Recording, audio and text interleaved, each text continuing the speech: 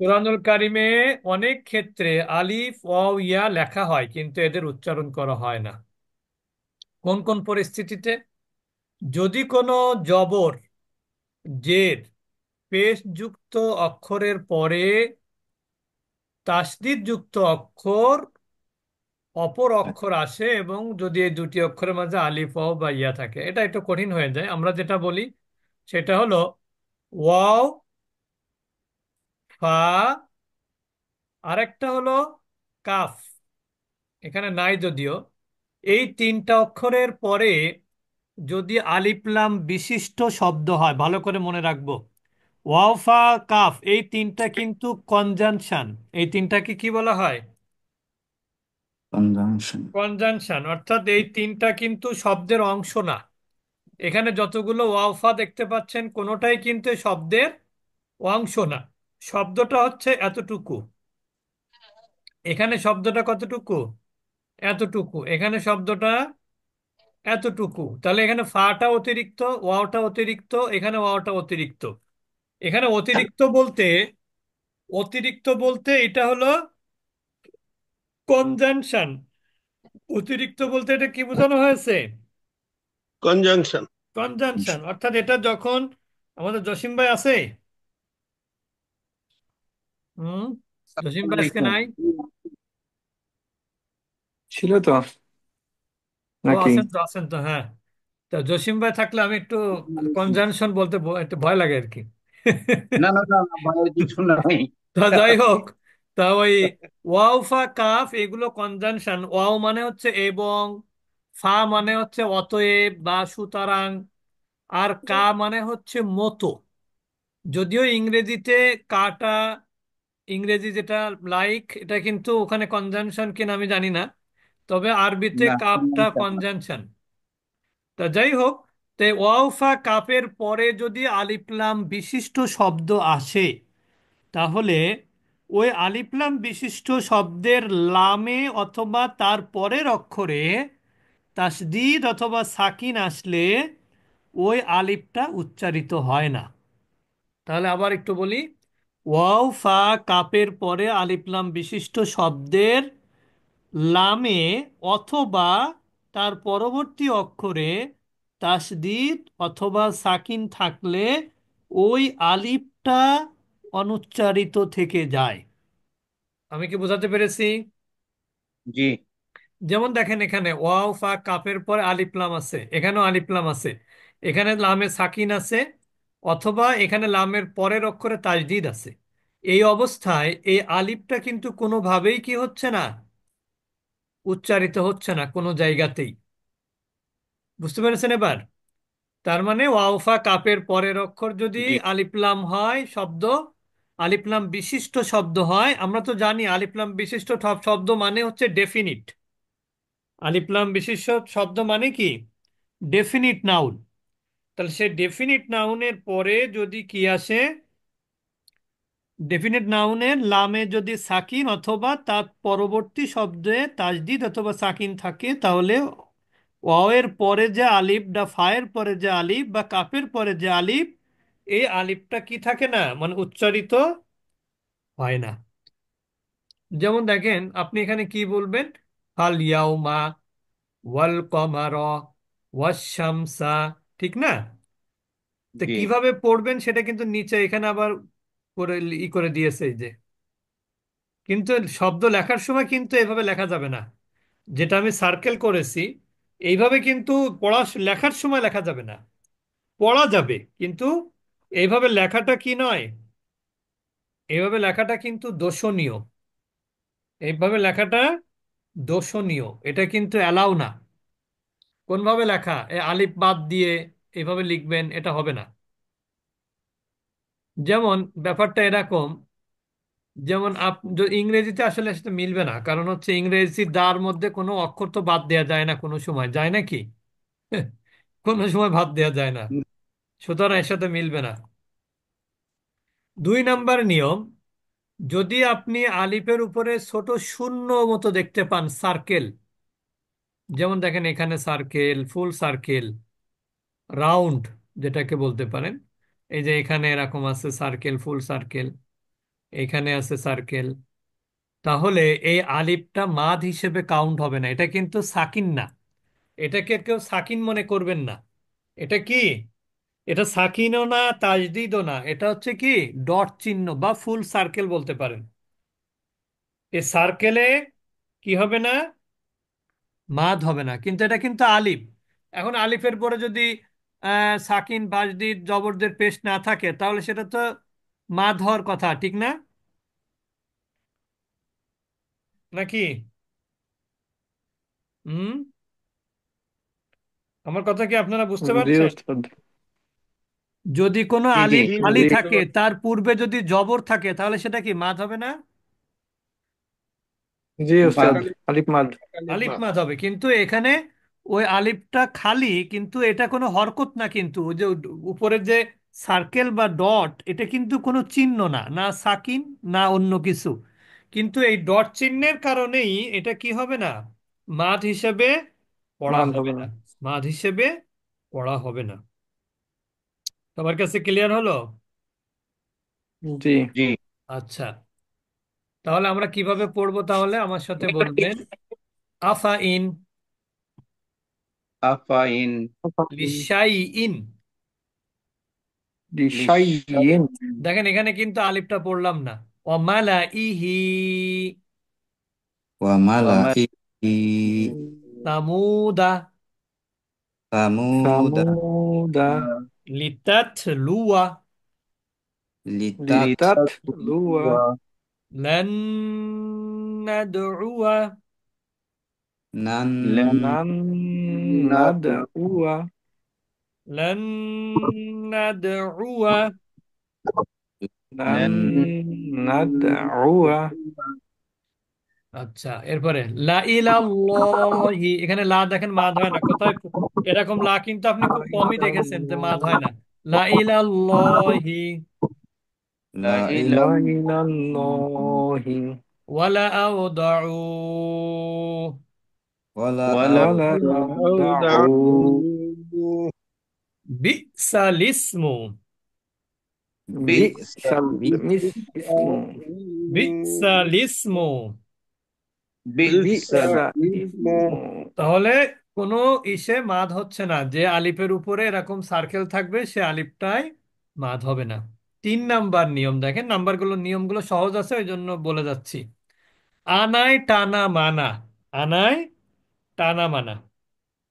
এই আনাটা একটা প্রোনাউন, এটা তো আপনারা জানেন। আনাটা প্রোনাউন, এটা হচ্ছে ডিটাচ প্রোনাউন, বাক্যে এটা সাবজেক্ট হয়। আনা অর্থ হলো আমি। তো যে আনার অর্থ আমি, ওই আনাতে কখনোই কি হবে না?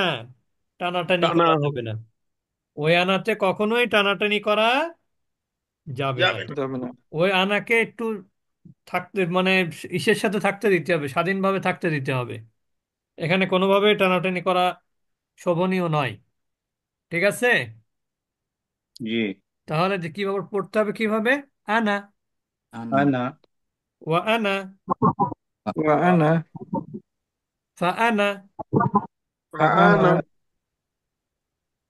বুঝতে পেরেছেন এবার? তাহলে আনা, এখানে দেখেন এই আনা মানে হচ্ছে আমি, ও আনা মানে এবং আমি, ফা আনা মানে অতএব আমি। এই ফা মানে কি? অতএব বা অতএব। সুতরাং। অতএব বা সুতরাং। সুতরাং। তাহলে আমরা বললাম যে আনায় টানা মানা। আর উপরে কি নিয়ম পড়লাম? আলিফের উপরে যদি এরকম ফুল সার্কেল থাকে, তাহলে সেই ফুল সার্কেল আলা আলিফটাকে কি করা যাবে না?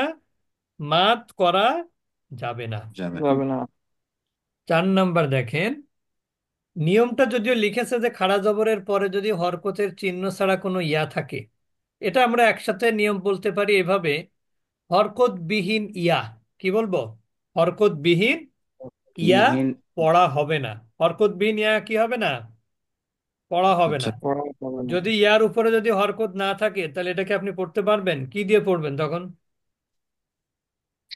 হরকতবিহীন ইয়া পড়া যাবে না। হরকতবিহীন ইয়া পড়া যাবে না, মনে রাখবেন, হরকতবিহীন ইয়া পড়া যাবে না। হরকতবিহীন ইয়া পড়া পড়া যাবে যাবে না। না। ক্লিয়ার? জি। আচ্ছা। তাহলে দেখেন, মা ও মা মুসা মু Musa ঈসা রি Isa এখন দেখেন, আপনি কি কোনোটার ইয়া পড়েছেন? একটারও ইয়া পড়েননি। কারণ কি? ইয়ার উপরে কোনো হরকত নাই। এরপরে বলছে ইয়ার উপরে যদি কোনো চিহ্ন না থাকে তখন এটাকে পড়বেন, ওই একই কথা আর কি। এটা আর আলাদাভাবে বললাম না, নিয়মটা একই নিয়ম। ইয়ার হরকত বিন ইয়া। এখানে দেখেন, এই ইয়ারকে কি হরকত আছে? হ্যাঁ, এই ইয়াতে কিন্তু হরকত নাই। এই ইয়াতে হরকত নাই, এই ইয়াতে হরকত নাই, তাহলে কিভাবে পড়বেন? ফিল আরদি, কি পড়বেন? ফিল fil আরদি। ardi আলাল্লাহি ala আলাল্লাহি Allah ইলাল্লাযীনা ইলাল ilal ladina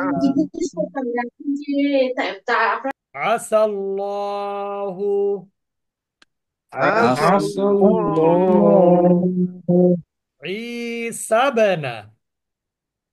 ইবনা sabana ঈসাবনা ফাতারাল্লাযীনা। fatar ফাতারাল্লাযীনা। তাহলে আমরা এখানে নিয়ম পেলাম, হরকতবিহীন ইয়া পড়া হবে না। সেই ক্ষেত্রে অত নিয়ম দরকার নেই যে খাড়া জবরের পরে ইয়া, বরং যেখানে ইয়ার উপরে হরকত থাকবে না সেটাই পড়া হবে না। যেমন এখানে হরকত নাই, এখানে হরকত নাই, তাহলে ইয়াটা কোনোটা পড়া হবে না। সর্বশেষ নিয়ম, হরকতবিহীন ওয়াও। হরকতবিহীন ওয়াও এর বিষয়টা কি জানেন? এই শব্দগুলো দুই ভাবে লেখা যায়। যেমন এখানে লিখেছে, এখানে ওয়াওটা কিন্তু দেখেন হরকত নাই, এখানে ওয়াওয়ে হরকত নাই, এখানে ওয়াওয়ে হরকত নাই। কিন্তু এই শব্দগুলোকে আপনার ওয়াও ছাড়াও লেখা যায়। বৈধ, এটা ই আছে, এটা মানে বিধিবদ্ধ যে এখানে আপনি ওয়াওটা বাদ দিয়ে আপনি এখানে কি করলেন, আপনি আলিফ দিয়েও লিখতে পারেন, খাড়া জবর দিয়ে গোলতাও দিতে পারেন। সলাৎ, সলাৎ বানান কিন্তু দুই ভাবে লেখা যায়, ওয়াও ছাড়াও লেখা যায়। যেমন অনেক জায়গা দেখবেন সলাৎ বানান হচ্ছে আসসালাতু, এইভাবে আছে, লাম আলিফ, অর্থ কিন্তু একই। আবার দেখেন আজ জাকাতু, জাকাত লেখা যায়, কোনো কোনো জায়গা দেখবেন এইভাবে লেখা আছে জাকাত, জাকাতু, এইভাবে লেখা যায়। তাহলে আমরা এখানে বলতে পারি এক কথায় হরকত বিহীন ওয়াও। তাহলে কি হবে? আল হায়াতি। আল al হায়াতি। এখানে ওয়াওটা কেন পড়লাম না বলেন তো? হরকতবিহীন। no এখানে sign কিছু নাই, ওর উপরে নিচে কিছু নাই, ও খালি। আসসালাতা, আসসালাতা আজ-যাকাতা, আয-যাকাতা ওয়া উলুল আরহামি। ওয়া উলুল وأولو الأرحام আরহামি। এখানে দেখেন দুইটা ওয়াও খালি, এই ওয়াও খালি, এই ওয়াও খালি, এই জন্য দুই ওয়াওটাকেই পড়া হয়নি। ওয়া উলুল, ওয়া উলুল, এখানে কোনো জায়গায় ওয়াও পড়া হয়নি। ওয়া উলুল আরহামি, وأولو الأرحام আরহামি। উলাইকা। أولئك উলাইকা। এখানে উলাইকার ওয়াওটা কি পড়া হয়েছে? আলিফ হামজার পরে ওয়াও পড়া হলো না। ওয়ালা উসাল্লিবান্নাকুম, ওয়ালা ولأصلبنكم। ولأصلبنكم তাহলে আমরা আজকে নিয়ম পড়লাম কয়টা নিয়ম? মূলত পাঁচটাই, কিন্তু ছয় ভাগে ভাগ করা হয়েছে আর কি। প্রথম নিয়মটা আমরা কি বলেছি? ওয়াও ফা কাপের পর যদি আলিফলাম বিশিষ্ট শব্দ হয়, যে আলিফলামের লাম অথবা তার পরবর্তী শব্দে যদি তাজদিদ অথবা সাকিন থাকে, তাহলে আলিফলামের আলিফটা লিখতে হবে কিন্তু পড়া হবে না। যেমন ফালিয়াউমা, ওয়াল কমারা, ওয়াশ-শামসা। এরপরে বলেছি আলিফের উপরে যদি এরকম ডট চিহ্ন থাকে বা ফুল সার্কেল থাকে, এখানে যদি লিখেছে শূন্য, একই কথা। এরকম থাকবে কিন্তু অনেক জায়গায় কোরআনে, যেমন এই শব্দগুলো কিন্তু কোরআন থেকে নেয়া। তার মানে এই শব্দগুলো কোরআনে থাকবে নিশ্চয়ই। তা থাকলে সেগুলোকে আমরা মাত করব না। কারণ কি, এই ডট কিন্তু কোনো চিহ্ন না, হরকত না, কিন্তু তারপরেও ডট থাকার কারণে আমরা এগুলোকে উচ্চারণ মাত করব না। করব না। 3 নাম্বার হচ্ছে আনায় টানা মানা। যত জায়গায় আনা আছে, কোনো জায়গাতে আনায় টানা হবে না। 4 নাম্বার হলো হরকতবিহীন ইয়া। যে ইয়ার হরকত ছাড়া থাকবে সেই ইয়াটা কোনোভাবেই উচ্চারিত হবে না। তাহলে যে ইয়াটা হরকতবিহীন থাকবে সেই ইয়াটা কি হবে না? উচ্চারিত হবে না। উচ্চারিত হবে না। তার মধ্যে যেমন এইগুলো মা ওয়া, মুসা, ঈসা, ফিল আরদি, এইগুলো আর কি। এরপরে যদি হরকতবিহীন ওয়াও থাকে, সে ওয়াওটাকেও আমরা পড়ব না। সবাই বুঝতে পেরেছেন না এবার নিয়মগুলো? জি। জি। হুম। জি উস্তাদ। কারো বুঝতে অসুবিধা হলে অবশ্যই প্রশ্ন করবেন, প্রশ্ন করার যথাযথ সুযোগ আছে। আচ্ছা, আমরা এখন চলে যাব। আমরা কোন সূরা পড়েছিলাম?